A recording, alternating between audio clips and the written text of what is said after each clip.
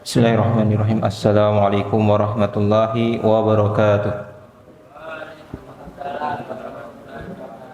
Alhamdulillah wassalatu wassalamu ala rasulillahi amma ba'd.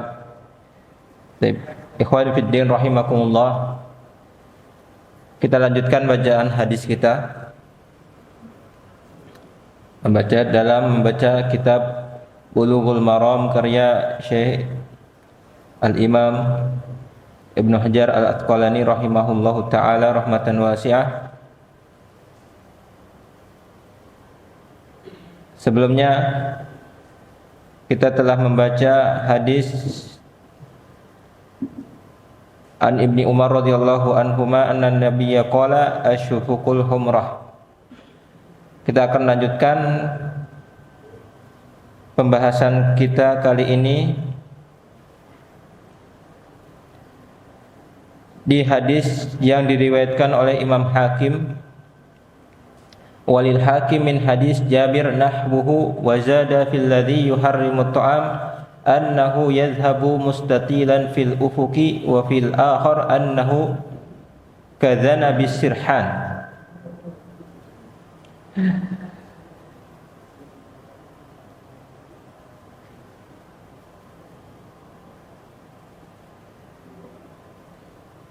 Diriwayatkan oleh Imam Hakim hadis yang serupa dengan hadis Jubair bin Mut'im sebelumnya. Kemudian ada beberapa perbedaan redaksi, di antaranya adalah Imam Hakim menambahkan di dalam redaksinya fil ladzi yuharrimu ta'am annahu yadhhabu mustatilan fil ufuqi. Ketika menyebutkan yang mengharamkan atau cahaya yang mengharamkan untuk orang-orang yang berpuasa dari makan dan minum, yuharrimut ta'am annahu yadhhabu mustatilan fil ufuq.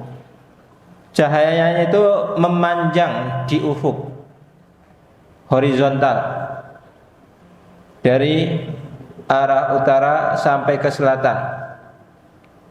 Wa fil akhar annahu kadzan bisirhan. Sedangkan fajar yang pertama, fajar yang disebut fajar kadzib, itu seperti kadzana bisirhan, seperti ekor. Jadi ke atas cahayanya. Namun di antara kedua fajar tersebut, fajar pertama yang disebut fajar kadzib dan fajar yang kedua yang disebut fajar shadiq, itu tidak, waktunya tidak saling berjauhan, akan tetapi saling berdekatan. Kadzan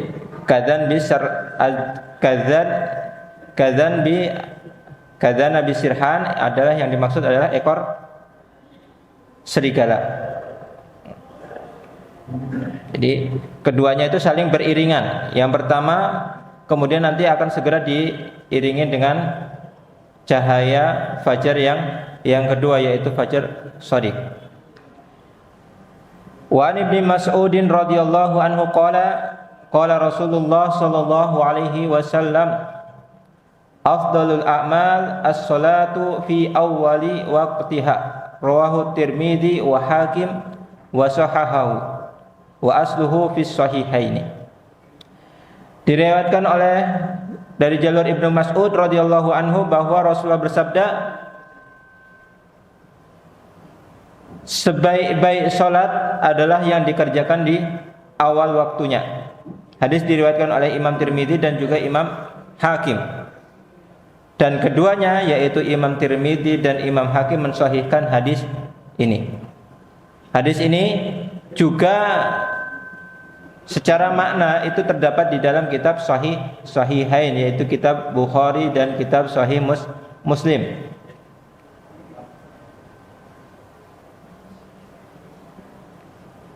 Nah, sedangkan yang di lafaz Sahih Bukhari disebutkan bahwa sa'atun Nabi sallallahu alaihi wasallam ayyul amal ahabu ilallah, qala as-salatu liwaqtiha wa laysa fihi lafdu awal. disebutkan bahwa Ibnu Mas'ud bertanya kepada Nabi tentang amalan apa yang paling dicintai oleh Allah Subhanahu wa taala. Kemudian Nabi menjawab, salat pada waktunya. Tidak disebutkan di situ pada waktunya, itu tidak disebutkan awal, tidak disebutkan awal waktu salat, akan tetapi hanya disebutkan pada waktunya. Jadi itu ada perbedaan redaksi antara hadis Ibnu Mas'ud yang diriwayatkan oleh Imam Tirmidzi dan Imam Hakim dengan yang diriwayatkan oleh Imam Al-Bukhari. Nah, namun di situ karena maknanya sahih, ziyadatus thiqah, maka diamalkan.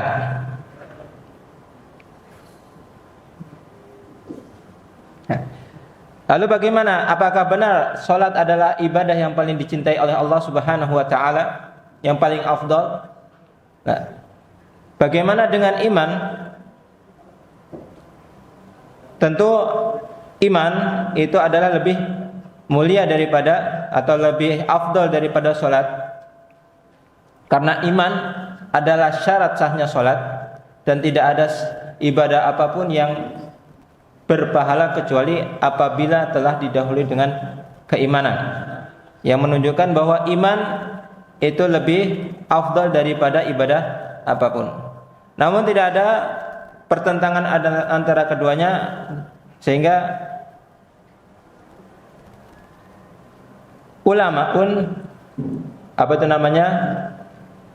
menjawab bagaimana maksud antara hadis yang pertama dengan hadis yang ini, antara yang mana yang lebih mulia, iman atau salat. Maka ulama pun membahas bahwa yang dimaksud di sini adalah ibadah badaniyah saja. Secara zahir ibadah badaniyah yang paling dicintai oleh Allah Subhanahu wa taala adalah salat. Sedangkan ibadah batin yang Allah cintai adalah al-iman. Sehingga tidak ada pertentangan antara hadis afdalul a'mal al-iman billahi azza wa jalla dengan afdalul a'mal as-salatu liwaqtiha.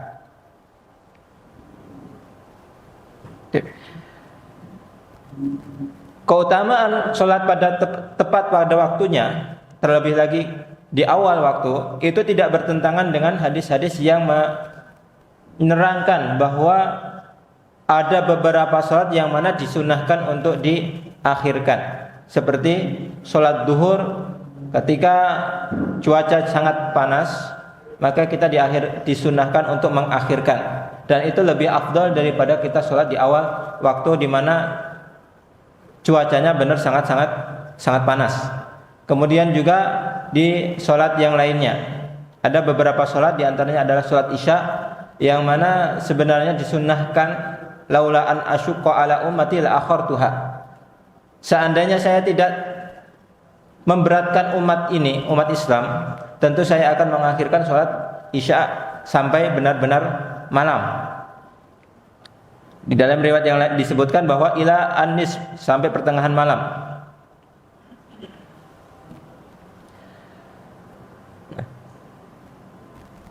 Tidak ada pertentangan antara itu semua, karena hadis yang menyatakan as-salatu liwaqtiha itu bersifat umum, sedangkan hadis mengakhirkan beberapa salat itu bersifat khusus.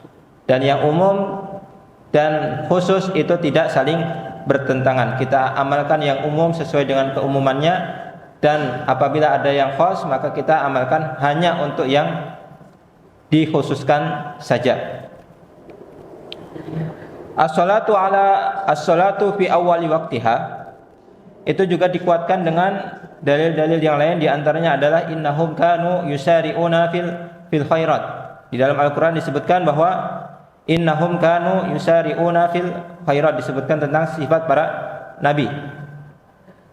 Kemudian bahwa Nabi Muhammad SAW kebiasaannya ityanu bis shalah fi awwali waqtiha wala yaf'alu illal afdal. Kebiasaan Nabi itu salat pada awal waktu. Dan apa yang dipilih Nabi Muhammad SAW itu adalah yang paling afdal. Wala yaf'alu illal afdal. Rasulullah tidak membiasakan sesuatu kecuali sesuatu tersebut adalah afdal. Nah, Hadis berikutnya adalah hadis Abi Mahdurah.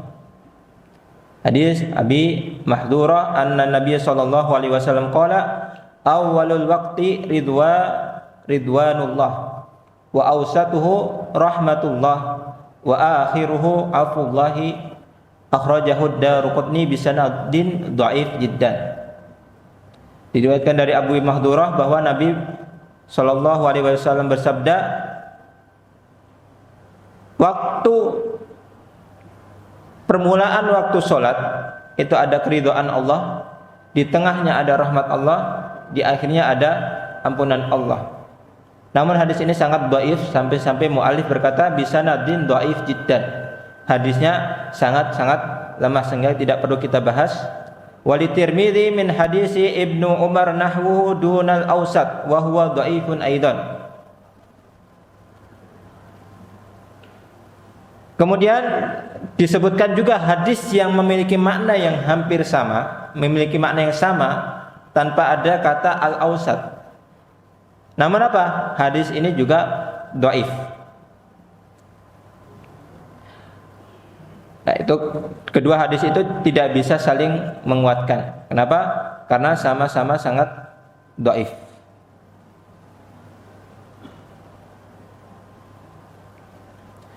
Kemudian hadis berikutnya an Ibni Umar radhiyallahu anhu anna Rasulullah sallallahu alaihi wasallam qala la salata ba'dal fajri illa sajdataini akhrajahul khamsa illa an-Nasa'i wa fi riwayati Abdur Razzaq la salata ba'da tulu'il fajri illa rak'atai al-fajri. Yang dimaksud dengan sebelumnya kita artikan bahwa Rasulullah sallallahu alaihi wasallam bersabda, la salata ba'dal fajri, tidak ada salat setelah terbitnya fajar illa sajdatain, kecuali 2 rakaat. Nah, ini salah satu di antara kebiasaan orang Arab menyebutkan dzikru ba'd wa yuradu bihi al-kull, menyebutkan sebagian dari suatu hal, tapi yang dimaksud adalah keseluruhan. Disebutkan di sini 2 sujud, tapi yang dimaksud adalah apa? 1 rakaat dengan berdirinya, rukuknya dan juga sujudnya. Akhrajahul khamsa illa Nasa'i. Hadis ini diriwayatkan oleh 5 orang imam kecuali Imam Nasa'i. Wa fi riwayat Abdur Razzaq la salata ba'da tulu'il fajri, tidak ada salat setelah terbitnya fajar kecuali 2 rakaat fajar.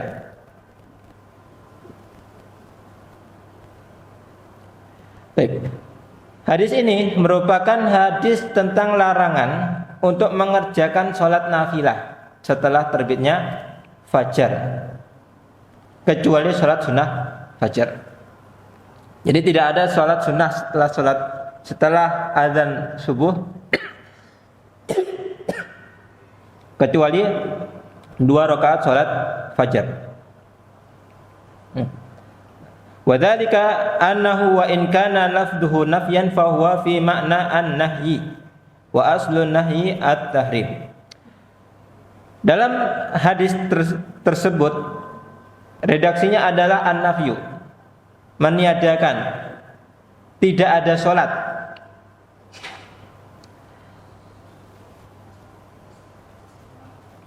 Secara lafaz itu meniadakan sholat setelah terbitnya fajar. Namun secara makna hadis ini bermakna larangan untuk mengerjakan sholat sunnah setelah fajar kecuali 2 rakaat sholat fajar. Baik, qala Tirmidzi, qala Imam At-Tirmidzi, ajma'a ahlul ilmi ala karahati an yusalli ar-rajul ba'da al-fajri illa rak'atai al-fajri. Ulama bersepakat bahwa dimakruhkan, dibenci bagi seseorang untuk sholat setelah terbitnya fajar, kecuali sholat 2 rakaat fajar. Namun di sini disebutkan oleh mu'allif bahwa dakwatut Tirmidzi al-ijma' ajib. Apa itu? Nukilan ijma' dari Imam Tirmidzi ini sangat mengherankan. Kenapa? Karena fa innal khilafihi masyhur. Karena di sana terdapat perbedaan yang masyhur yang dinukilkan oleh Ibnul Mundhir wa ghairuhu. Nah, nama-nama yang saya sebutkan tadi, Ibnul Mundhir, kemudian Imam Tirmidzi dan imam-imam yang lain, itu silahkan nanti kalian cari di perpustakaan siapa beliau, apa jasa beliau di dalam Islam ini, bagaimana kita harus menyikapi mereka dan memuliakan mereka. Sirah mereka perlu dipelajari, jasa mereka perlu dikenang. Wa qala Al-Hasan Al-Basri la ba'sa biha.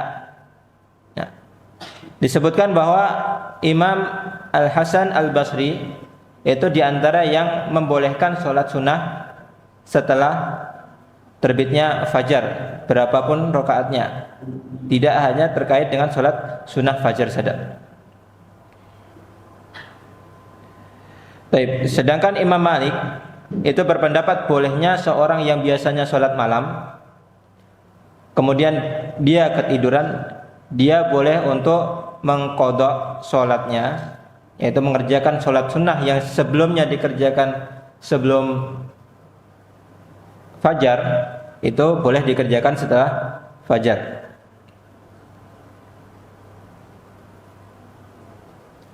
Wa misluhu liddaruqutni an ibni an Amr bin As. Hadis yang tadi yang terakhir kita baca, la salata ba'dal fajri illa sajdatain, itu juga diriwayatkan oleh Imam Daruqutni dari sahabat Rasulullah Amr bin As. Wa an Ummi Salamah radhiyallahu anha qalat shalla Rasulullah sallallahu alaihi wasallam al-asra thumma dakhala baiti fa shalla rak'ataini fa sa'altuhu fa qala syughiltu an rak'ataini ba'da adh-dhuhri fa shallaituhuma al-an fa qultu afa naqdihima idza fatata qala la. Akhrajahu Ahmad. Diriwayatkan dari Ummu Salamah radhiyallahu anha bahwa Rasulullah pernah masuk ke rumahnya, shalla Rasulullah al-asra, Rasulullah salat asar, kemudian dakhala baiti, masuk ke rumah Ummu Salam, fa shalla rak'atain. Setelah itu, setelah masuk rumah, beliau salat 2 rakaat. Tentu sebagai Ummu Salamah akan merasa heran. Kenapa? Karena Rasulullah melarang untuk mengerjakan sholat sunnah setelah sholat asar. Sehingga Ummu Salamah pun bertanya tentang 2 rakaat tersebut. Faqala, Rasul pun menjawab, syughiltu an rak'ataini ba'da dzuhri fa shallaituhuma al-an. Saya disibukkan, saya memiliki kesibukan sehingga tidak bisa mengerjakan 2 rakaat rawatib setelah zuhur. Fa shallaitu hal-an, sehingga saya pun sholat atau mengerjakannya sekarang. Kemudian ditanya oleh Ummu Salamah, afa naqdihima idza fatata, apakah kita harus mengqadhanya apabila kita meninggalkannya? Maka Rasulullah menjawab, la, tidak. Hadis diriwayatkan oleh Imam Ahmad. Nah, dengan hadis ini ada ulama yang membolehkan kita untuk melaksanakan sholat-sholat yang biasanya kita lakukan, tapi ternyata di situ qadarullah ada halangan, maka kita boleh mengerjakan di waktu-waktu tersebut.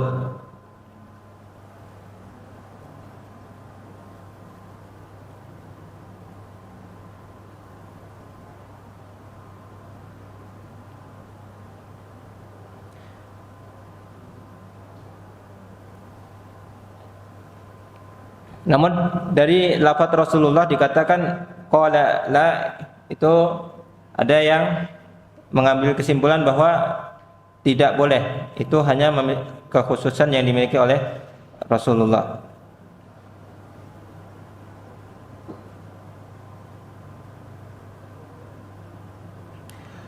Disebutkan di sini di dalam kitab Subul Salam bahwa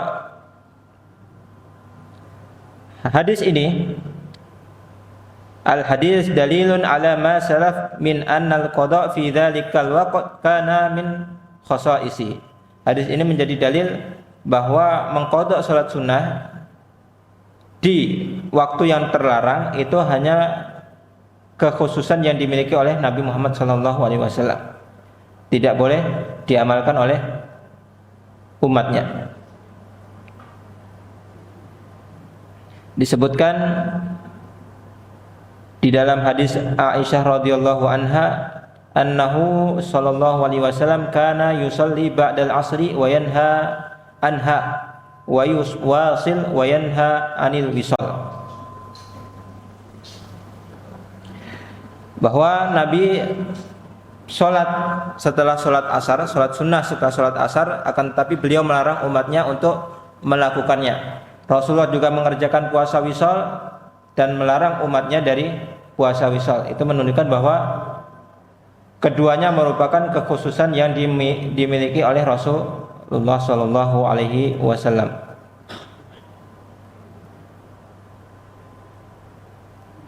Wali Abi Dawud an Aisyah radhiyallahu anha bimaknahu, yang tadi kita sebutkan. Itu tadi tentang mawaqitus shalah. Sekarang kita akan memasuki bab al-adzan. Al-adzan lugatan al-i'lam. Adzan secara bahasa adalah al-i'lam. Al-i'lam itu apa? Memberitahukan. Secara syariat, secara istilah syar'i, bahwa al-adzan adalah al-i'lam bi waqti shalah. Memberitahukan orang-orang tentang tibanya waktu salat. Bi alfadhin makhsusatin, dengan lafaz yang khusus. Adzan itu disyariatkan di Madinah pada tahun pertama Hijriah. Ada beberapa hadis yang menyebutkan itu disyariatkan di Mekah, tapi yang sahih adalah di hadis yang tentang bahwa al-adzan itu disyariatkan di Madinah di tahun pertama Hijriah. Ada yang pertama disebutkan adalah hadis Abdullah bin Zaid bin Abdi Rabbih. An Abdullah bin Zaid bin Abdi Rabbih qala tawafa bi wa ana naib rajulun faqala taqulu Allahu akbar fadzakara al-adzan bi tarbi'it takbir bi ghairi tarji' wal iqamah furada illa qad qamatis shalah qala falamma asbahtu ataitu Rasulullah sallallahu alaihi wasallam faqala innaha la ru'ya haqqin. Al-hadis akhrajahu Ahmad wa Abu Dawud wa sahahu at-Tirmidzi wa Ibnu al-Khuzaimah. Dari Abdullah bin Zaid bin Abdi Rabbih disebutkan, ia bercerita ketika ia tidur, di dalam mimpinya ia melihat ia mengikuti seorang laki-laki yang berkeliling. Dia dikelilingi oleh seorang laki-laki. Dia mengatakan apa? Allahu Akbar sebanyak 4 kali. Pada qara'al adzan, ia pun menyebutkan adzan yang biasa kita dengar. Bitarbi'il takbir, dengan takbir 4 kali. Allahu Akbar 4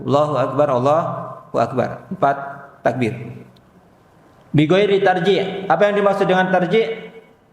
Tarji' adalah ucapan asyhadu alla ilaha illallah, asyhadu anna Muhammadar Rasulullah, yang diucapkan pelan oleh muadzin sebelum ia mengucapkan asyhadu alla ilaha illallah secara lantang, dan juga asyhadu anna Muhammadar Rasulullah.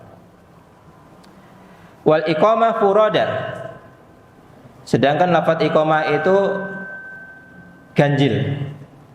Illa qad qamatis shalah, kecuali lafaz qad qamatis shalah, itu diucapkan 2 kali, diulangi 2 kali.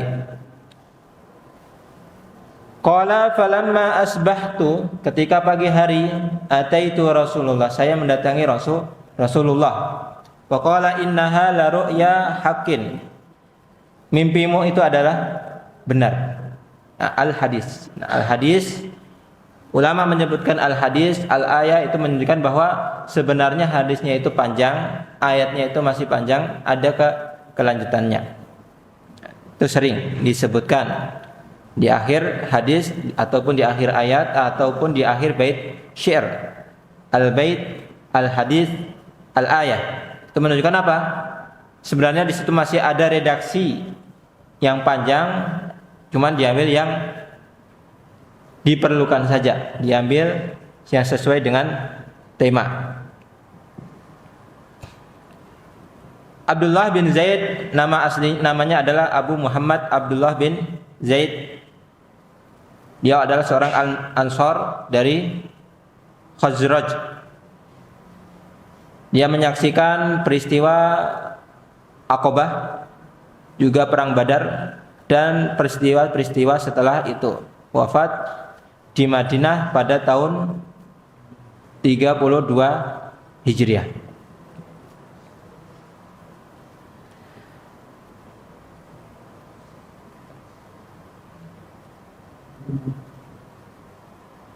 Disebutkan di dalam Asbabul Wurud hadis ini adalah ketika itu orang-orang sedang berdebat, ribut.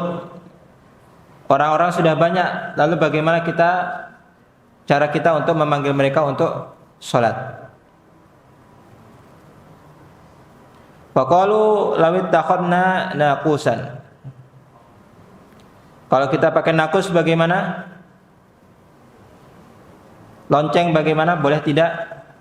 Faqalu dzalika, faqala Rasul dzalika lin nasara, itu adalah tanda ibadahnya orang Nasrani. Kemudian ada yang berkata lagi, lawit takhadna buqan, kita pakai trompet.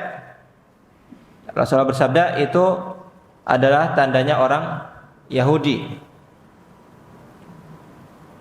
Ada yang berkata lagi, bagaimana kalau kita nyalakan api saja? Lau rafa'na naran, faqala dzalika lil majus. Api itu menjadi tanda ibadahnya, panggilan ibadahnya orang-orang Majusi. Nah, tidak ada kesepakatan ketika itu. Faftaraku, mereka pun berpisah. Fara'a Abdullah bin Zaid. Nah, kemudian setelah itu Abdullah bin Zaid melihat mimpi yang tadi diceritakan di dalam hadis yang disebutkan. Datang pada Nabi menceritakan hadis tersebut. Nah, hadis ini secara lengkapnya antum bisa baca di kitab Sunan Abi Dawud.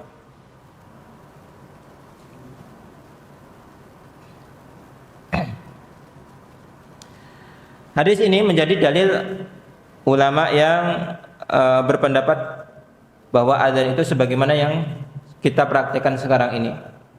Takbirnya pertama kali 4, kemudian imam kemudian muadzin ketika mengucapkan asyhadu alla ilaha illallah wa asyhadu anna muhammadar rasulullah, asyhadu anna muhammadar rasulullah, itu tidak perlu melakukan tarji'. Tapi di sana nanti ada disebutkan hadis lain tentang tarji'.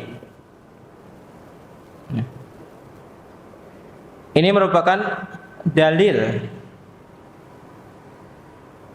disyariatkannya adzan untuk mengajak orang untuk sholat, menandakan waktu sholat telah tiba.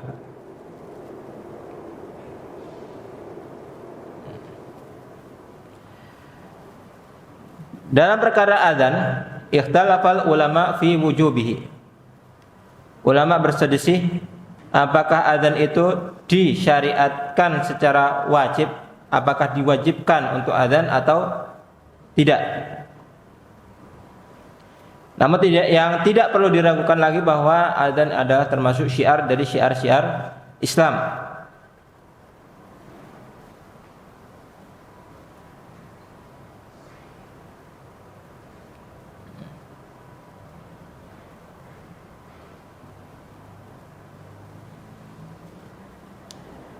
Wa zada Ahmad fi akhirih qissata qawli Bilal fi adhanil fajri as-salatu khairum minan naum. Hadis yang tadi diriwayatkan juga oleh Imam Ahmad, namun Imam Ahmad menambahkan di akhirnya kisah perkataan Bilal pada adzan fajar, as-salatu khairum minan naum. Jadi ada tambahan as-salatu khairum minan naum pada adzan fajar.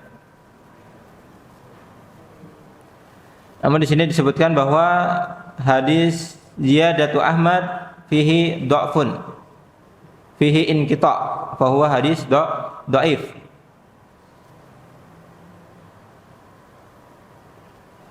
Wal Ibnu Khuzaimah an Anas radhiyallahu anhu qala minas sunnah idza qala al muadzin fil fajri hayya 'alal falah qala as-salatu khairum minan naum.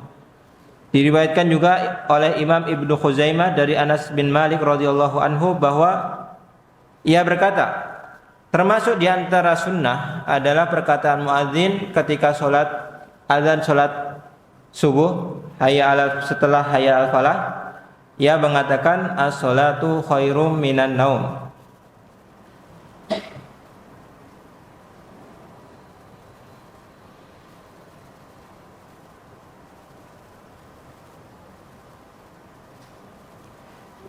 Hadis ini disahihkan oleh Ibnu Sakan. Wa fi riwayatin Nasa'i as-salatu khairum minan naum, as-salatu khairum minan naum fi adzanil awal minas subhi. Di riwayat Nasa'i ada tambahan bahwa as-salatu khairum minan naum itu diucapkan ketika adzan pertama salat subuh. Ketika adzan pertama. Jadi sebelum fajar terbit. Sebelum terbitnya fajar. Adzannya Bilal, ketika itulah kita mengucapkan as-salatu khairun minan naum. Jadi bukan untuk panggilan salat subuh. Salat subuh, bukan pada salat astagfirullah. Bukan pada adzan untuk salat subuh. Akan tetapi sebelum itu, karena azan subuh disyariatkan 2 kali. Yang pertama sebelum fajar itu terbit. Nanti kita akan sebutkan di antara hadisnya. Yang kedua adalah ketika fajar shadiq itu terbit. Azan pertama adalah berfungsi untuk membangunkan orang-orang yang tertidur. Juga apa? Juga untuk mengingatkan orang yang sholat lail apabila ingin istirahat, maka itulah waktu untuk istirahat. Sedangkan adzan kedua itu adalah tanda masuknya waktu sholat subuh.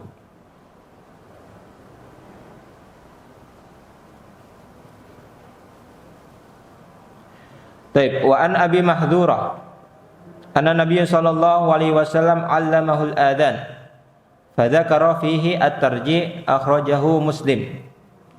Lakin dzakara takbir fi awwalihi marrataini faqat. Rawahul khamsah fa dzakaruhu murabba'an. Hadis Abi Mahdhurah bahwa dia diajari oleh Nabi Muhammad sallallahu alaihi wasallam azan. Fadzakara fihi at-tarji'. Nah, di riwayatnya Abi Mahdhurah itu ada tarji', yaitu mengucapkan asyhadu alla ilaha illallah, asyhadu anna Muhammadar Rasulullah secara pelan sebelum mengucapkannya secara lantang. Hadis ini diriwayatkan oleh Imam Muslim. Namun di hadis Abi Mahdhurah ini memiliki perbedaan dengan hadis yang pertama tadi. Hadisnya Abdullah bin Zaid. Kalau dalam hadis Abdullah bin Zaid disebutkan bahwa takbirnya 4 kali, di hadis Abi Mahdhurah itu disebutkan bahwa takbirnya cuma 2 kali. Namun ada beberapa riwayat yang juga menyebutkan bahwa riwayat Abi Mahdhurah dan riwayat yang pertama tadi Abdullah bin Zaid itu sama, yaitu 4 kali. Di antaranya adalah imam yang 5, al-khamsah, dzakaruhu murabba'an. Mereka semua meriwayatkan bahwa takbir itu 4 kali dari hadis yang diriwayatkan Abi Mahdzurah.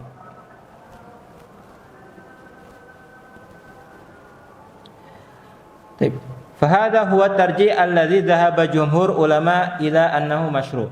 Nah, jumhur ulama mengamalkan hadis ini, yaitu hadis tentang disyariatkannya tarji', yaitu mengucapkan asyhadu alla ilaha illallah secara sir baru kemudian dijaharkan, dan juga asyhadu anna muhammadur rasulullah disirkan baru setelah itu dijaharkan. Nah, alasannya apa? Alasannya adalah hadis sahih ini. Dalilnya adalah hadis sahih ini, wa huwa ziyadatun ala hadis Abdullah ibn Zaid. Hadis ini ada tambahan, ada makna tambahan yang tidak ada pada hadis Abdullah bin Zaid. Wa ziyadatul adli maqbulah.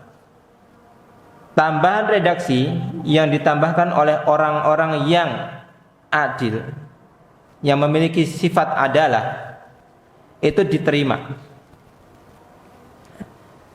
Nah, di sana juga ada ulama-ulama yang tidak menerima hadis ini. Di antaranya adalah Imam Abu Hanifah. Kenapa?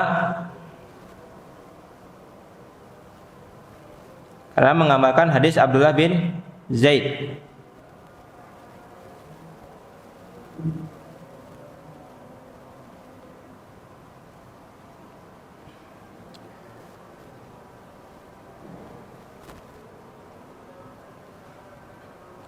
Wa an Anas radhiyallahu anhu qala umira Bilalun ay yashfa'al adhan syaf'an wa yutiral iqama illa al iqamah, yakni qad qamatis shalah, muttafaqun alaih wa lam yadhkur Muslim al istisna.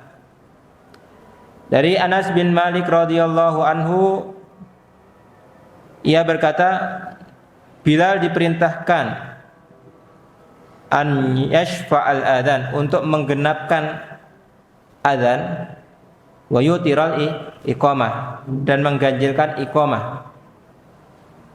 Illal iqamah. Iqamah yang pertama berbeda dengan iqamah yang kedua. Iqamah kedua adalah setelah adzan, itu disebut iqamah. Ini adalah yang dimaksud dalam iqamah di sini. Illal iqamah, yang dimaksud iqamah yang kedua adalah lafaz qad qamatis shalah.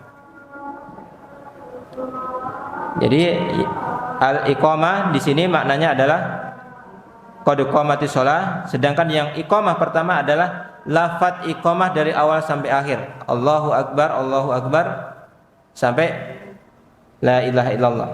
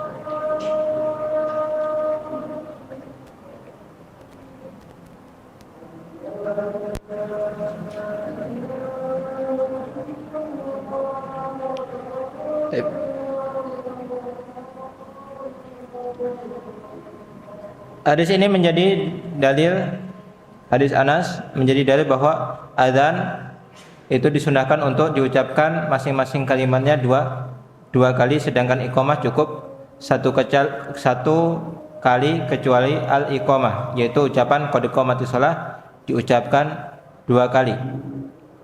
Sedangkan Imam Muslim, di dalam riwayat Imam Muslim itu tidak disebutkan illal iqamah. Jadi umira Bilal an yashfa'al adzan syaf'an wa yutiral iqamah, sampai situ saja riwayat Muslim. Nah, sedangkan illal iqamah itu ada di riwayat Imam Al-Bukhari. Nah, di sini sebenarnya ada perbedaan ulama tentang jumlah lafaz dalam iqamah. Ada yang mengatakan semuanya dibaca 2 kali. Itu adalah pendapat Al-Hadawiyah, salah satu firqah dari firqah Syiah Zaidiyah. Kemudian yang kedua pendapatnya Imam Malik bahwa lafaz iqamah itu semuanya ganjil termasuk qad qamatis shalah, diucapkan 1 kali. Sedangkan jumhur ulama pendapatnya adalah sebagaimana yang kita amalkan sekarang, semuanya diganjilkan kecuali qad qamatis shalah, diulangi 2 kali. Wali Nasa'i amara an-nabiyyu Bilal. Nah, di dalam riwayat Nasa'i ini disebutkan bahwa amara Nabi Bilal, Nabi memerintahkan Bilal. Jadi di hadis yang di atas tidak disebutkan siapa yang memerintah Bilal, namun di riwayat Nasa'i disebutkan yang memerintah Bilal adalah Nabi kita Nabi Muhammad sallallahu alaihi wasallam.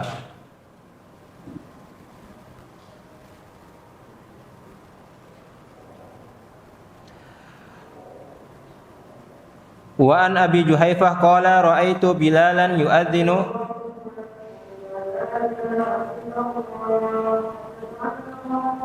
kita cukupkan sekian.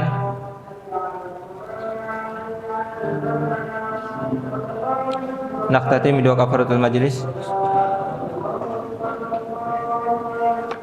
Assalamualaikum warahmatullahi wabarakatuh.